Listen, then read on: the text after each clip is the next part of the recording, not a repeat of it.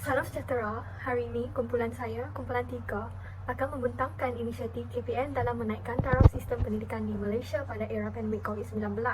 Saya, Venice dan Arisa, akan membentangkan pendahuluan. Izham akan membentangkan sejarah peristiwa pandemik COVID-19 yang melanda dunia. Najwa, Ashley, Simon dan Adam akan membentangkan impak-impaknya, manakala Vivian akan membentangkan tentang reaksi penduduk. Zulkarnain juga akan membentangkan kesan-kesannya. Santesh dan Darshan akan membentangkan langkah-langkahnya. Inilah isi kandungan yang akan dibentangkan.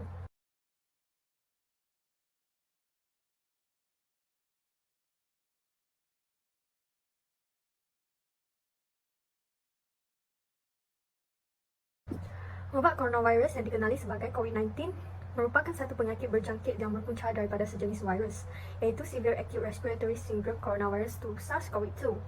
Wabak ini telah sebar dengan sangat cepat dan sehingga meluaskan ke seluruh dunia tanpa perkawalan bermula tahun 2019. Wabak ini secara tidak langsung menyebabkan sistem pembelajaran di Malaysia bertukar. Sejak kebelakangan COVID-19 ini, masyarakat Melaka telah dipaksa untuk mengubah gaya hidup mereka. Murid-murid di Malaysia dipaksa untuk menukar cara pembelajaran, iaitu belajar dalam talian. Selamat sejahtera, nama saya Arisa. Saya akan menerangkan tentang objektif kajian. Yang pertama, mengenal pasti inisiatif KPM dalam melahirkan generasi muda yang berjaya semasa pandemik. Yang kedua, menganalisis impak inisiatif KPM terhadap pendidikan. Yang ketiga, menganalisis langkah penambahbaikan dalam pembelajaran dalam talian. Selamat sejahtera, nama saya Arisa. Saya akan menerangkan bahagian objektif kajian.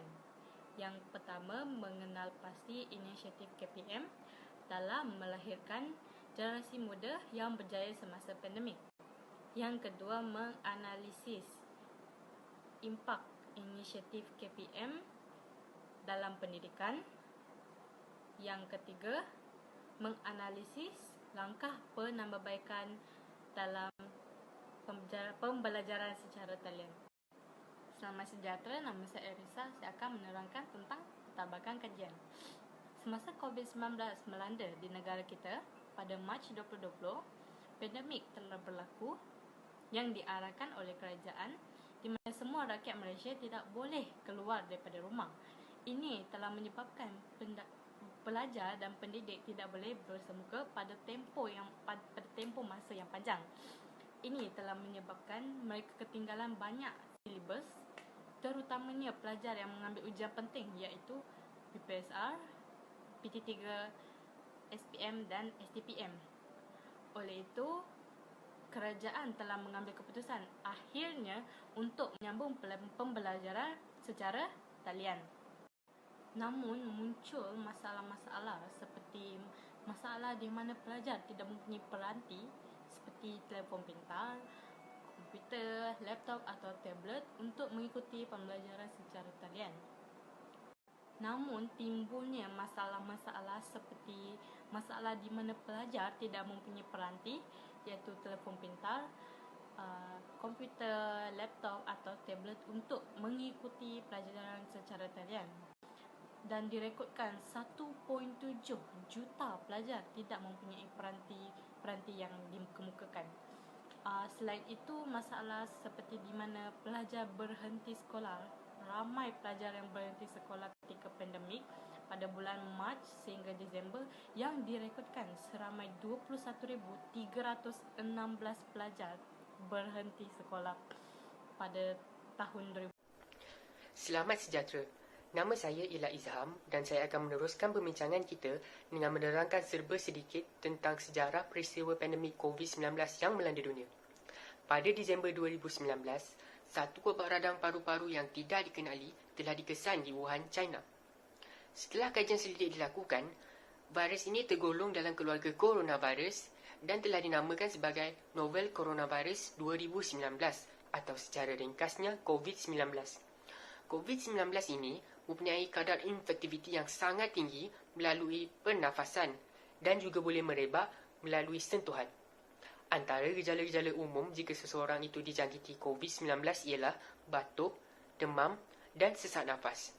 Ia juga boleh membawa kepada kematian jika seseorang itu mempunyai sejarah peristiwa penyakit kronik. Pada 12 Mac 2020, Pertubuhan Kesihatan Sedunia ataupun WHO telah mengisytiharkan bahawa dunia dilanda pandemik COVID-19. Pandemik COVID-19 ini telah memberikan pelbagai impak negatif kepada individu dan negara seperti kemelesatan ekonomi, peningkatan kadar pengangguran dan peningkatan kadar kematian. Ia juga telah membawa kepada bermulanya cara hidup normal baru dan secara tidak langsung mendorong kepada perubahan pendekatan pendidikan.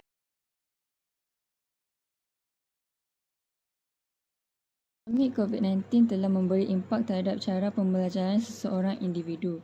Yang pertama, individu itu akan ketinggalan dalam pembelajaran kerana tidak biasa dengan pembelajaran di atas talian. Kedua, mereka lebih bijak dalam menguruskan emosi mereka apabila mereka bersendirian. Ketiga, mereka lebih bijak dalam menggunakan aplikasi yang bersesuaian dalam pembelajaran. Dan yang seterusnya adalah dari aspek keluarga. Ibu bapa akan lebih banyak mengeluarkan wang ringgit mereka untuk menyediakan segala keperluan anak-anak mereka dan untuk belajar secara atas talian. Seperti membelikan komputer riba dan menyediakan rangkaian internet untuk anak mereka lebih senang berhubung dalam kelas mereka. Seterusnya adalah ibu bapa akan sentiasa memantau anak-anak mereka. Perkara ini untuk memastikan anak-anak mereka sentiasa fokus dengan pembelajaran dan tidak terlalai dengan segala kemudahan yang telah diberikan. Dan juga untuk memastikan anak-anak mereka tidak ketinggalan dengan silibus pembelajaran mereka. Dan yang terakhir sekali adalah menggalakkan pembelajaran dengan sesama adik-beradik. Kakak-kakak atau abang-abang yang berada di universiti ataupun asrama akan berada di rumah. Perkara ini membolehkan adik mereka untuk berkongsi masalah tentang pembelajaran mereka. Abang atau kakak boleh mengajarkan kepada adik mereka dan berkongsi pengetahuan mereka dengan lebih jelas lagi kepada adik mereka. Terima kasih saudara Ash dan sekarang saya dan saudara Adam akan membentangkan bahagian negara. Pandemik COVID-19 memberikan kesan langsung kepada sistem pendidikan Malaysia. Berikutan dengan penularan wabak ini yang begitu, pantas Kementerian Pendidikan Malaysia dan Kementerian Pengajian Tinggi telah mengambil keputusan untuk menahan pandemik tersebut. Yang pertama, impak terhadap COVID-19 ialah SOP terhadap sekolah. Pandemik COVID-19 telah menyebabkan para pelajar di Malaysia tidak pergi ke sekolah sejak Mac 2020 sebab PKP. Sekolah telah diadakan semula pada Julai 15 dengan pematuhan SOP dalam garis panduan pengurusan pembukaan sekolah, iaitu pemakaian pelitup muka adalah diwajib kepada semua orang yang berurusan dengan pihak sekolah. Selain itu, pengajaran dan pembelajaran di rumah atau PDBR dilaksanakan.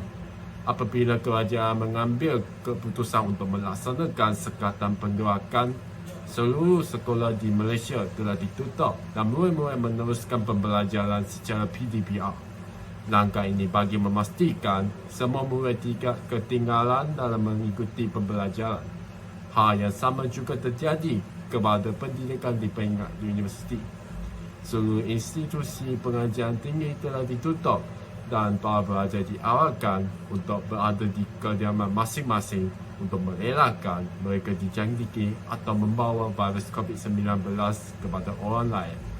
Itu sahaja saya yang membentangkan baik impak COVID-19 terhadap cara pembelajaran. Sekarang saya akan memberi kepada saudara Adam untuk meneruskan impak yang lain. Sekian, terima kasih. Bahan-bahan interaktif. Impak pandemik terhadap cara pembelajaran ialah murid dapat menghasilkan pelbagai bahan interaktif bagi sesi pengajaran dan pembelajaran di rumah atau PDKR. Fenomena pembelajaran atas talian hasil dari pandemik telah mencetuskan satu gelombang baru kepada para pendidik secara umum. Kesan pembelajaran atas talian seperti aplikasi YouTube, Google Classroom, Google Drive, Google Form serta Google Meet dan QuizIS dalam pembelajaran dapat dimanfaatkan. Seterusnya, kesan penghasilan bahan-bahan interaktif dan aplikasi pembelajaran atas talian secara keseluruhannya menjadikan sektor pendidikan negara kita menghadapi transformasi dalam bidang ini menerusi revolusi 4.0 dengan baik dan luas.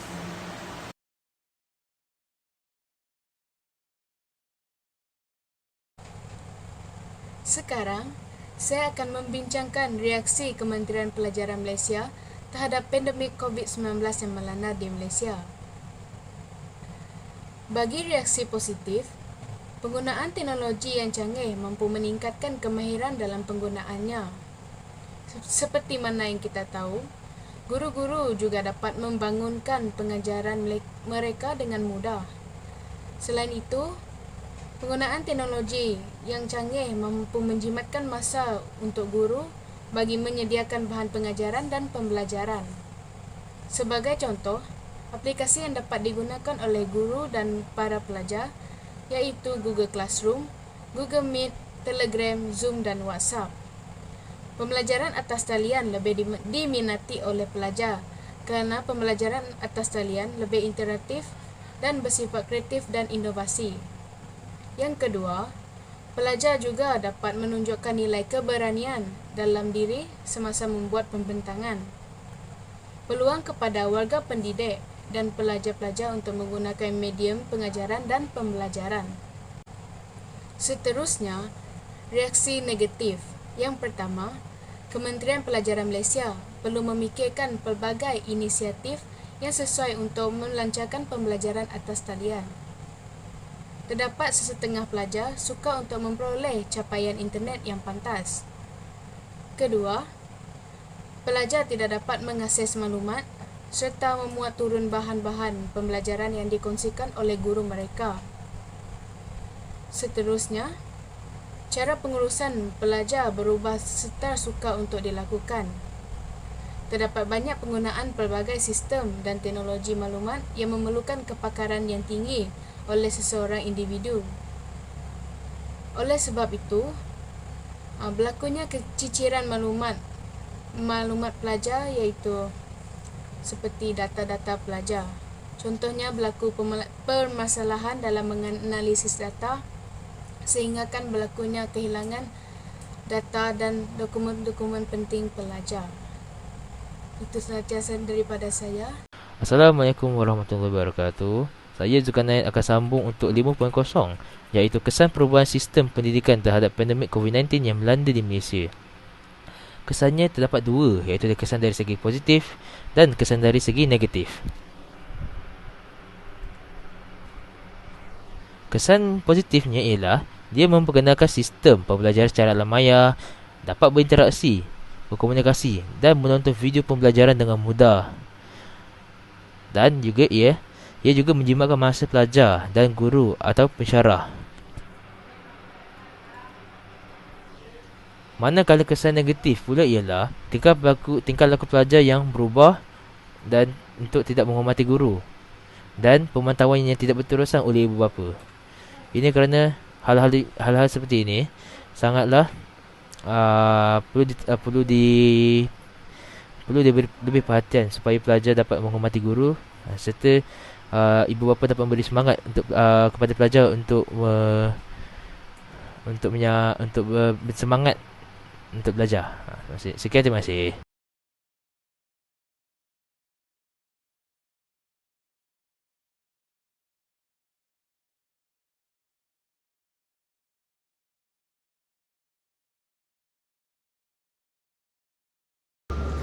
Selamat sejahtera diucapkan kepada Dr. Haliana dan Dr. Riki Rahman. Nama saya Darshan anak lelaki Chandran dari Seksyen 10 dan nombor matrik saya ialah AA222215. Tajuk saya adalah langkah-langkah penambahbaikan pembelajaran dalam talian untuk individu. Pertamanya adalah pengurusan masa.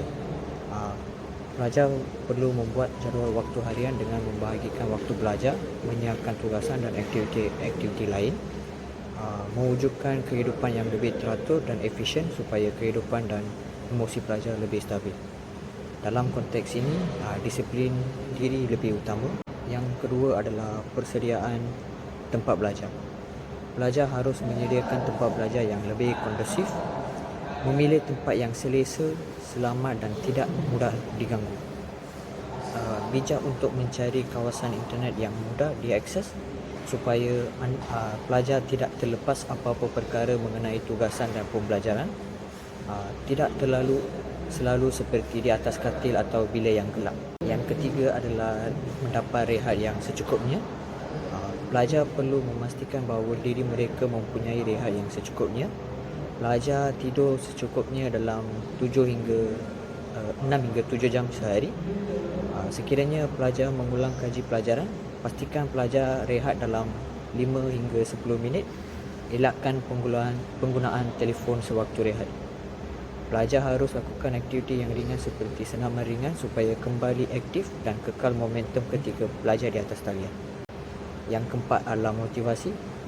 Yang ni benda ni sangat penting supaya mental dan fizikal pelajar sentiasa bersemangat dan bertenaga. Ini dapat memastikan diri pelajar sentiasa komited dalam menyiapkan tugasan dan mengikut kelas atas talian.